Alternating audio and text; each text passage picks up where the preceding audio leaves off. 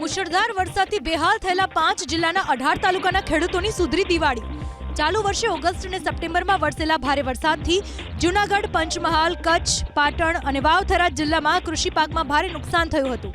ખેડૂતોના હિતમાં રાજ્ય સરકારે આ જ 5 જિલ્લાના 18 તાલુકાના ખેડૂતોને કુલ 947 કરોડનું કૃષિ રાહત પેકેજ જાહેર કર્યું।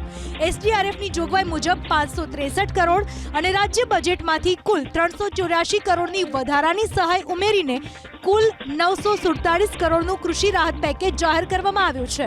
મુશળધાર વરસાદથી 5 જિલ્લાના 18 તાલુકાના 800 ગામોમાં સર્વે કરી પાક નુકસાનીનો અહેવાલ મેળવવામાં આવ્યો હતો, જેમાં મુખ્યત્વે દિવેલા, ઘાસચારો, બાજરી, કપાસ, મગફળી, શાકભાજી અને કઠોળ અને બાગાયતી પાકોમાં ભારે નુકસાન થયું હતું।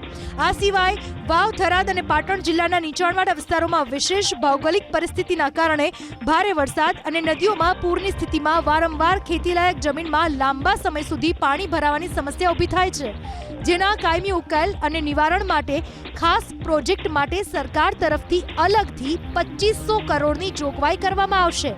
વાવેતર કરેલા બિનપિયત ખેતી પાકોમાં 33% કે તેથી વધુ નુકસાન માટે વાવેતર વિસ્તારની મર્યાદામાં પ્રતિ હેક્ટર મળવાપાત્ર કુલ 12,000 લેખે મહત્તમ 2 હેક્ટરની મર્યાદામાં સહાય ચૂકવાશે, જ્યારે પિયત પાકોમાં 33% કે તેથી વધુ નુકસાન માટે વાવેતર વિસ્તારની મર્યાદામાં પ્રતિ હેક્ટર મુજબ કુલ 22,000 લેખે સહાય ચૂકવાશે।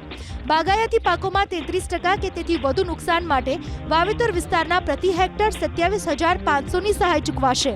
વાવ, થરાદ, પાટણ જિલ્લામાં ભારે વરસાદથી હજુ સુધી પાણી ભરાયેલા હોય એવા અસરગ્રસ્ત ખેડૂતોને પ્રતિ હેક્ટર દીઠ 20,000ની સહાય ચૂકવવામાં આવશે। માનનીય મુખ્યમંત્રી ભૂપેન્દ્રભાઈ પટેલના નેતૃત્વમાં પૂર્વ મંત્રી રાઘવજીભાઈ હતા ત્યારે, કૃષિ મંત્રી હતા ત્યારે એમનો સર્વે વગેરે થયેલો। પંચમહાલ, કચ્છ, પાટણ, વાવ, થરાદ અને જૂનાગઢ 18 તાલુકાઓમાં 800 ગામમાં અને વાવ, થરાદ માની શંકરભાઈ ચૌધરી અધ્યક્ષશ્રી છે, એમણે પણ ખૂબ એ વિસ્તારની ચિંતા કરી